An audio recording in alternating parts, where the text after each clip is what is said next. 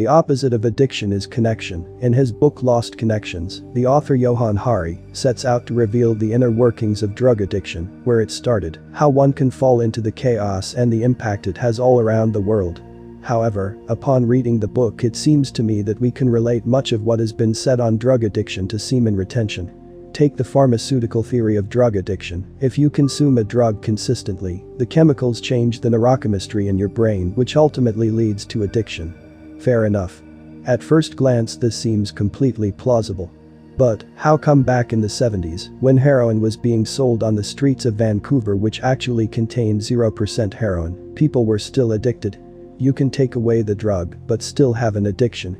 How come during the Vietnam War, which we know was a pool for heroin use, these soldiers upon returning didn't seek out the very drug they used so much? An experiment was performed on rats which complements the pharmaceutical theory. A rat was placed in a cage with two bottles. One contained water, the other contained morphine, which has similar effects on the brain as heroin. The rat, time and time again in every experiment, chose the morphine-dosed bottle, which ultimately killed the rat due to its addictive nature. However, if we take a step back, what do we notice? The cage is empty. The rat has nothing apart from itself for company. Of course, to numb the pain, we would all choose the drug. Upon researching this, another experiment was produced by Bruce Alexander, in which he created something called Rat Park. Essentially a heaven for rats where they had other rats to play with, have sex with, great food and a great environment in which to thrive. Again, two bottles were placed in the Rat Park cage. One water, one morphine dosed. Interestingly, even though these rats in the Rat Park had unlimited access to the drug, they preferred the water. Upon researching this, another experiment was produced by Bruce Alexander, in which he created something called Rat Park. Essentially a heaven for rats where they had other rats to play with, have sex with, great food and a great environment in which to thrive.